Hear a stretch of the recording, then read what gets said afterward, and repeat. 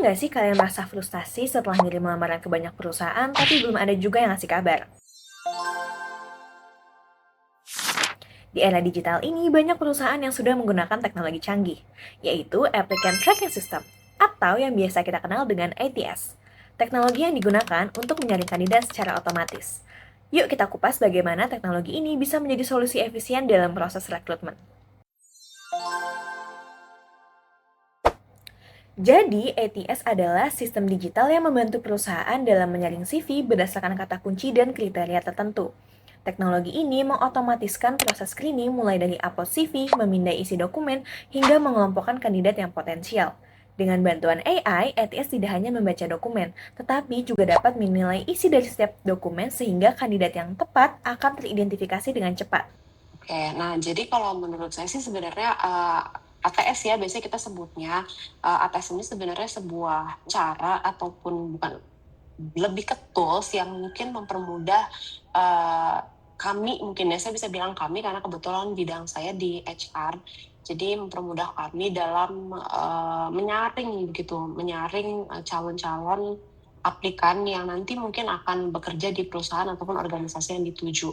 Nah, kalau misalnya dalam konteks rekrutmen digital sendiri, memang ATS ini sudah cukup banyak digunakan untuk tadi ya dalam proses tahapan pertama sekali dalam proses rekrutmen, dalam seleksi rekrutmen yaitu terkait dengan screening CV dan dokumen-dokumen terkait. Saat ini, banyak platform pencarian kerja online seperti LinkedIn, Jobstreet, dan Glints yang sudah mengintegrasikan ATS ke dalam sistem mereka. Hal ini memungkinkan perusahaan untuk lebih efisien dalam menyaring dan mengelola kandidat dalam platform tersebut. Teknologi ATS ini banyak memberikan manfaat, terutama dalam efisiensi waktu dan biaya. Dengan ATS, proses screening CV dan dokumen menjadi lebih terstruktur sehingga mempermudah HR. Lebih menguntungkan karena pertama lebih mudah ya dalam menyortir kandidat yang diinginkan dari banyaknya apply posisi nih, misalkan dari ribuan jadi kita cuma bisa nyortir beberapa gitu, karena kan nggak mungkin kita manggil karyawan banyak gitu terus ujung-ujungnya di PHP-in gitu. Ini artinya, ATS menghemat waktu, biaya, dan tenaga dan membiarkan HR fokus pada tahap evaluasi lebih mendalam seperti wawancara dan tes kompetensi. Tentu saja, tidak ada teknologi yang sempurna. ATS juga punya tantangannya.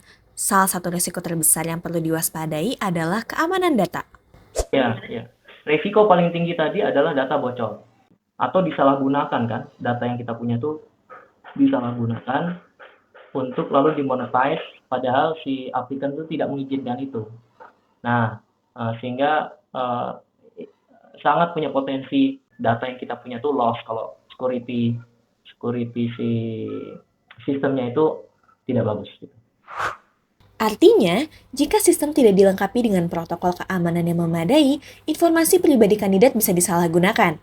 Hal ini menuntut perusahaan untuk terus mengupgrade sistem keamanan dan pelatihan penggunaan ATS agar tidak terjadi penyalahgunaan data. Selain itu, ATS juga bisa memiliki potensi ketidakakuratan dalam mengenali kata kunci atau bias dalam penyaringan. Kurangnya akses informasi mengenai ATS dapat membuat kandidat potensial juga terlewatkan loh. Kelompok yang paling dirugikan menurut saya adalah kelompok yang mungkin dia tidak terpapar informasi mengenai ATS. Jadi bisa ternyata dia orangnya tuh pinter, dia orangnya aktif, tapi ternyata dia secara dokumen dia nggak mengikuti apa yang harusnya, misalnya nggak berbentuk ATS atau tidak ATS friendly gitu ya kita bilangnya. Ternyata pas di screening dia nggak lolos, padahal dia bagus gitu karena mungkin tadi dia nggak terpapar informasi mengenai ATS. Buat kalian yang sedang mencari kerja, ada beberapa tips biar CV kamu lebih mudah lolos ATS. Yang pertama, menggunakan format yang sederhana. Hindari menggunakan ornamen yang berlebihan. Yang kedua, menggunakan kata kunci yang tepat dan sesuai dengan job description yang kamu apply. Yang ketiga, perbarui CV secara rutin agar CV kamu lebih up to date. Dan yang keempat, memperbanyak membaca CV yang sudah berhasil tembus ke perusahaan besar, bahkan ke perusahaan yang kamu inginkan. Kalau pesan dari aku, satu, perbanyaklah baca, terutama rekan-rekan, keluarga, dan lain-lain yang memang ATS mereka tuh sudah bagus, yang memang lolos dalam verifikasi berkas yang memang dalam kompeni-kompeni besar dan segala macam. Ya optimalin lah di 1-2 halaman CV kamu gitu, jangan bertele-tele tapi tetap kompleks juga isinya gitu. Jadi, intinya adalah membuat CV yang bersih dan sesuai dengan standar ATS. Perbanyak membaca CV yang sudah berhasil lolos ke perusahaan besar dan cek kembali apakah CV kalian sudah menggunakan kata kunci yang benar. Kesimpulannya, ATS adalah inovasi digital yang telah merevolusi proses rekrutmen dengan meningkatkan efisiensi waktu dan menghemat biaya.